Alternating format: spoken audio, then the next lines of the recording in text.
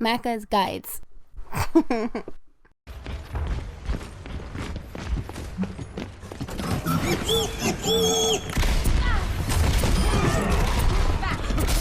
Quadruple kill. 60 seconds remaining. Hey guys, Macca here. Welcome to my Overwatch how-to series where I take you through a character in Overwatch. I tell you some tips and tricks and how to counter them, and I talk about the achievements and trophies. In today's video, we are taking a look at a defensive character whose name is Bastion, and you've probably seen him a lot on the battlefield.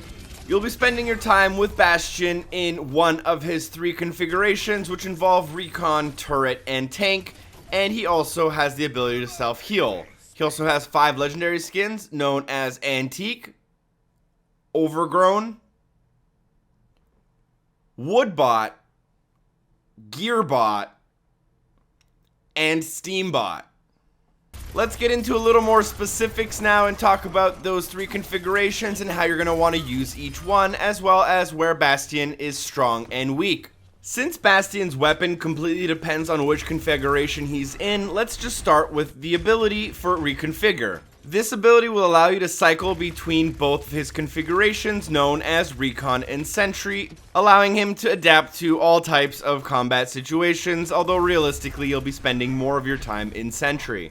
The Recon configuration is the default configuration, allowing Bastion to move around like a normal hero on 2 feet. During this configuration, he wields a submachine gun, which is wildly inaccurate but does deal reasonable damage, and it's suggested you use this mode in order to get into a position that you're comfortable. This gun is going to be most effective with a little bit of burst fire at medium range, but if you're taking on enemies at medium range, it's much better for you to use your Reconfigure ability and switch to his Sentry.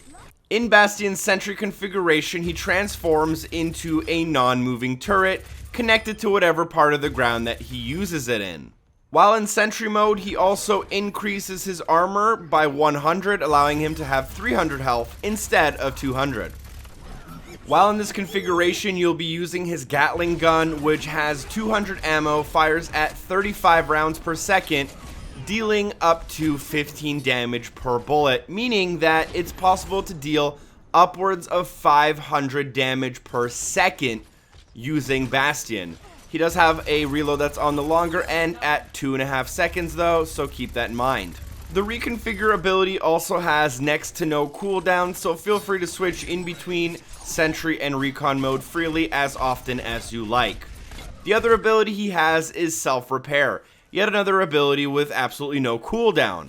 The Self-Repair ability is a toggled ability which restores your health over time as you use it. Things that you'll want to keep in mind here is that it takes about 4 seconds for you to completely heal yourself, and that timer is not dependent on what form you're in, as it heals a percentage of your health instead of an actual health amount. Additionally, while using Self-Repair, you cannot move, and if you get shot while using Self-Repair, it will disengage. What this means is that you won't be able to sit in the middle of a battle self-repairing as the enemy keeps shooting you. Instead, you'll be toggled out of the ability and instantly killed. Make sure that when you are using Self-Repair, you're doing it in an area where you're not going to be taking damage and you can safely get all of your health back.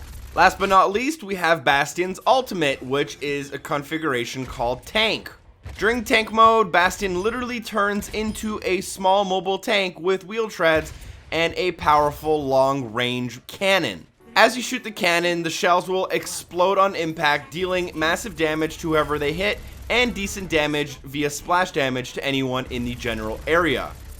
Each bullet can deal up to 205 damage, and the tank configuration can last up to 8 seconds. Additionally, you want to realize some cool things about Bastion's tank configuration, in which that he's actually unable to be stunned by McCree, and Roadhog's chain hook won't actually disrupt this ability. His health will also go up to 450, which gives you a better chance of surviving.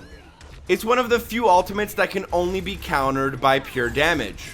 Now that we know some of the basics about how Bastion works, let's talk a little bit about when and how to use him, and Bastion is in the defensive category for a very specific reason, because he is, in all sense of the word, a defensive character.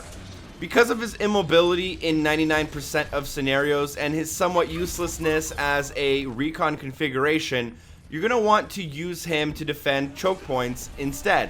Get into a position you're comfortable in, set up your turret, and then just wait for the enemies to come by.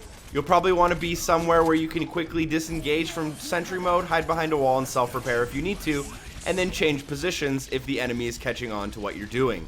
I've also seen some people have mild success at using him at neutral objective, and if you're going to be using a Bastion on offense, make sure it's during a payload section and that you're in sentry mode while on the payload, hopefully protected by someone like a Reinhardt. Otherwise, you'll probably notice that Bastion is not the most effective of heroes in offensive situations.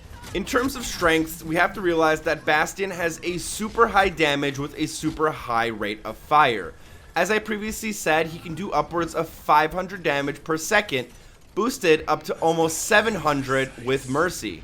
An additional strength of his is that he's able to self-repair, he has decent health, and realistically has a really good ultimate as long as it's used properly.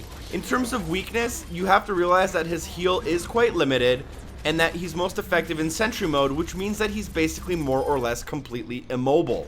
Because of his immobility, he's going to be bad against big groups of enemies that are aware of your position. Although you're going to be taking on enemies one at a time with great success, if you get a group of 6 enemies all on your screen at once who know where you are, it's unlikely that you'll survive the entire fight. Additionally, you'll probably notice that Bastion is not effective at very short or very long range. If you get a Tracer up in your face or a Reaper right next to you, it's going to be hard to turn around in time to kill them before they get you. Also, at extremely long ranges, he's not effective because of the bullet spread and your inability to hit targets at a very long point. You can try to combat some of these weaknesses by making sure you put yourself in a position where you can only engage enemies at medium range, and otherwise they won't be able to kill you.